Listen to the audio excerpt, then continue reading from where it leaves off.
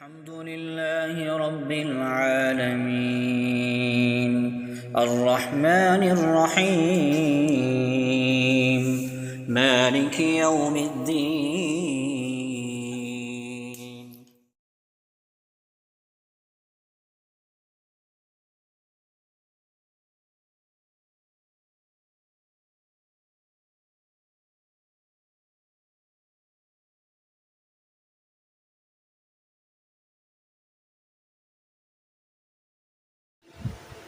اسی طرح ابھی ایک واقعہ پیش آیا ہے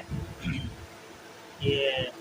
سوات کے اندر ایسا ہوا کہ ایک شخص کے اوپر جو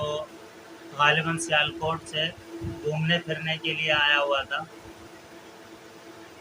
اس کے اوپر الزام لگا کہ اس نے قرآن کریم کی توہین کی ہے۔ اور پھر یہ بات ہمارے ہاں تو معاشرے کے اندر یہ چیز اتنی جلدی پھیل جاتی ہے،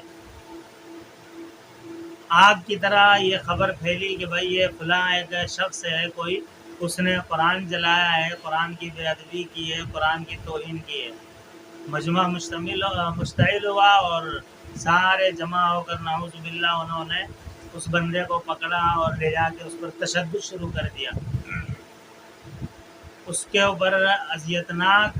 جو ہے طریقے سے تشدد شروع کیا، مار رہے ہیں، جس کے ہاتھ میں جو آ رہا ہے اس سے جو ہے اس کو زد و کوب کر رہے ہیں۔ انتظامیہ حرکت میں آئی، انہوں نے اس کو جو ہے مشتعل ہجوم سے بچا کر تھانے میں لے گئے، لیکن چونکہ ہمارے ہاں لوگوں میں اس موقع پر بڑا جو ہے جوش نظر آتا ہے کہ اس نے توہین کی، اس نے گناہ کیا، اپنے گناہوں کو نہیں دیکھتے، اپنی سرکشیوں کو نہیں دیکھتے ہیں، چونکہ دیکھیں یہاں معلوم نہیں تھا کہ وہ واقعتاً اس بندے نے کوئی توہین کی ہے۔ چلو توہین کرتا تو بھی سمجھ آتی، اگر کوئی توہین کرے بھی تو اسلام اس کی اجازت نہیں دیتا کہ کوئی آدمی ہتھیار اپنے ہاتھ میں لے لے، قانون اپنے ہاتھ میں لے لے اور کسی کے اوپر ظلم کرے، نہیں۔ شرعی اعتبار سے حکم یہ ہے کہ جہاں پر حکومت موجود ہے، انتظامیہ موجود ہے، کوئی آدمی گناہ کا کام کرے تو حکومت کی ذمہ داری ہے کہ وہ اس کو قانون کے کٹہرے میں لا کر اس کی سزا تجویز کرے۔ تجویز تو ہے پہلے سے اسلامی نظام، قانون ہمارے ہاں اسلامی ہے، عمل درآمد نہیں ہے۔ بہرحال تو مشتعل ہجوم نے تھانے سے اس کو نکال کر لے جا کے نعوذ باللہ موت کے گھاٹ اتار دیا۔ تو اب اس کے اندر دو تین باتیں بڑی اہم ہیں جو سمجھنے کی ہیں۔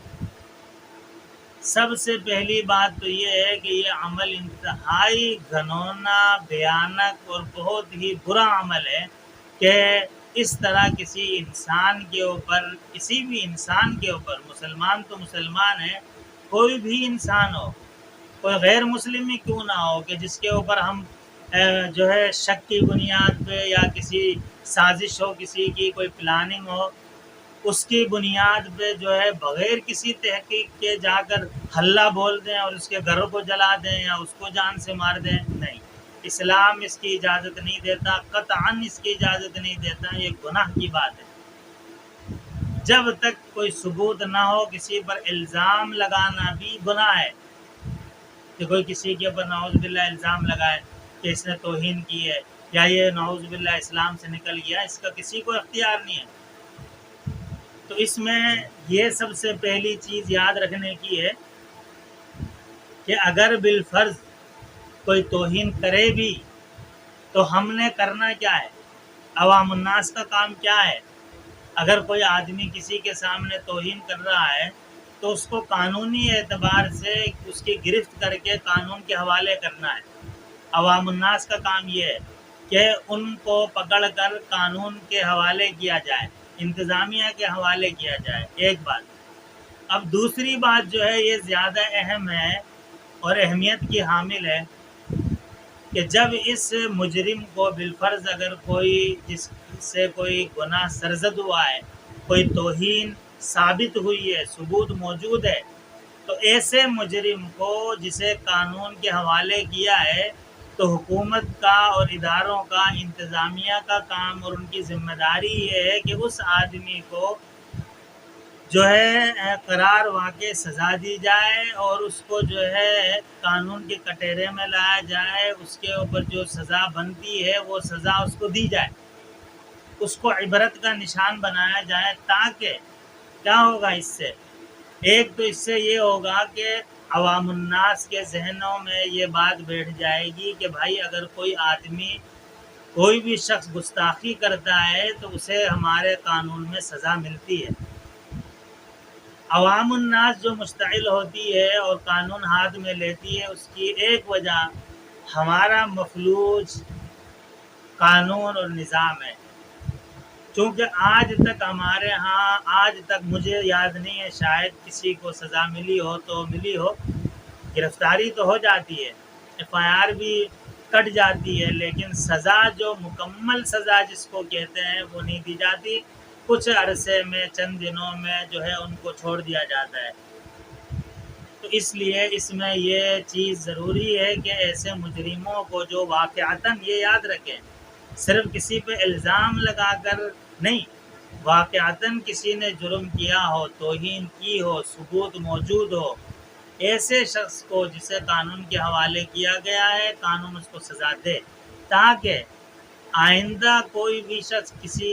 مقدس شخصیات کی، مقدس ہستی کی، قرآن کی، صحابہ کی، اہل بیت کی اور اسی طریقے سے دین کے کسی بھی شعائر اسلام کی توہین نہ کرے۔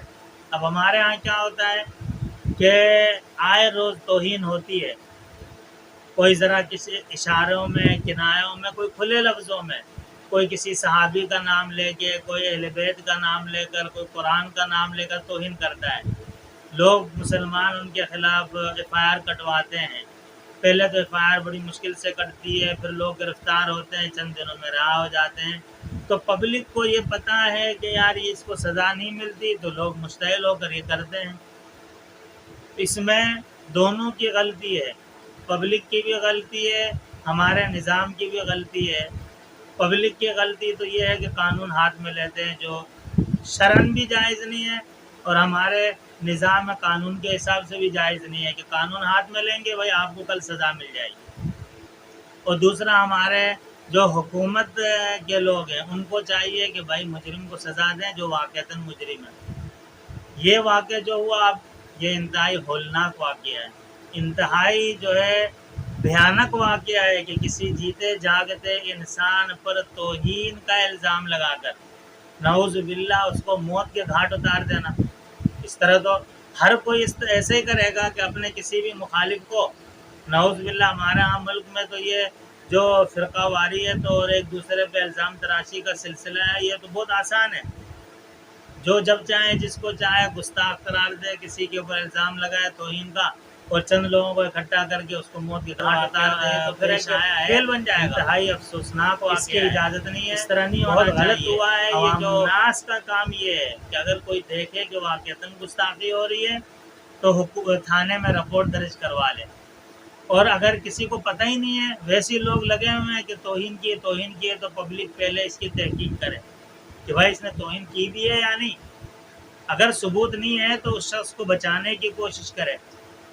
جس کے اوپر توہین کا الزام لگایا گیا۔ ایک زمانے میں نعوذ باللہ جنید جمشید رحمۃ اللہ علیہ پر چند بدبختوں نے اس طرح جو الزام لگا کر ایک قیامت برپا کر دی تھی۔ اللہ ہدایت دے،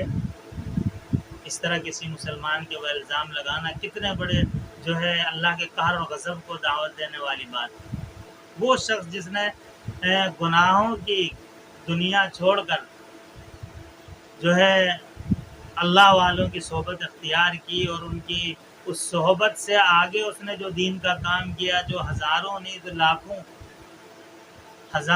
لاکھوں لوگوں کو دین کے قریب لانے کا جو سبب بنے، سینکڑوں لوگوں کو مسلمان بنانے کا جو سبب بنے، اس پہ گستاخی کا لیبل لگا کے